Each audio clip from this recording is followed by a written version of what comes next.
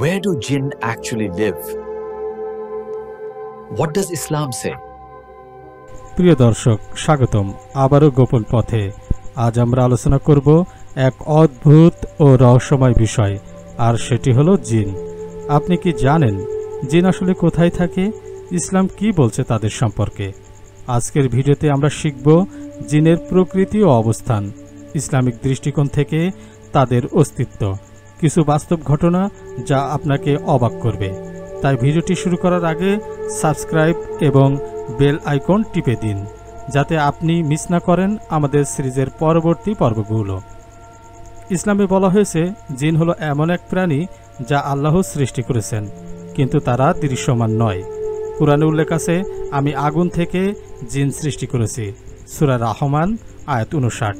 অর্থাৎ তারা আমাদের মতোই জীবন যাপন করে, কিন্তু তারা দৃশ্যমান নয়, কখনো কখনো মানুষকে প্রভাবিত করতে পারে।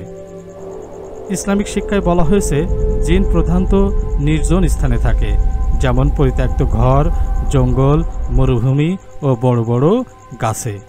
ঘরে তারা থাকতে পারে যদি সেখানে অপব্যবহার বা নির্জন থাকে।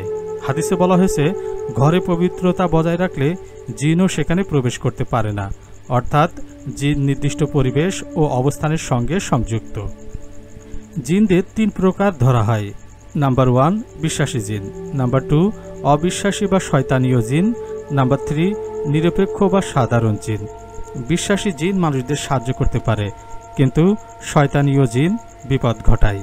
এমন অনেক ঘটনা আছে যেখানে মানুষ জিনের প্রভাব অনুভব করেছে, কিন্তু তারা দৃশ্যমান নয়। বাস্তবে মানুষ যেসব জিন দেখা বা অনুভব করেছে তা সাধারণত মানসিক ও পরিবেশগত প্রভাব দ্বারা হতে পারে, কিন্তু ইসলাম মনে রাখে জিনের অস্তিত্ব সত্যি এবং সতর্কতা অবলম্বন করলে মানুষকে ক্ষতি করতে পারে না। তাই ঘরে পবিত্রতা বজায় রাখা, নামাজ ও দোয়া পাঠ করা জিনের প্রভাব থেকে রক্ষা পেতে সাহায্য করে। পরবর্তী পর্বে আমরা দেখব জিন কিভাবে মানুষের জীবনকে কবজা করে বা প্রভাবিত করে।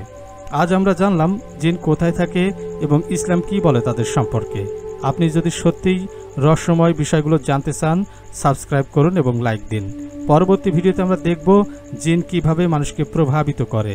আপনি চাইবেন না মিস করতে, কাজেই আমাদের সাথেই থাকুন।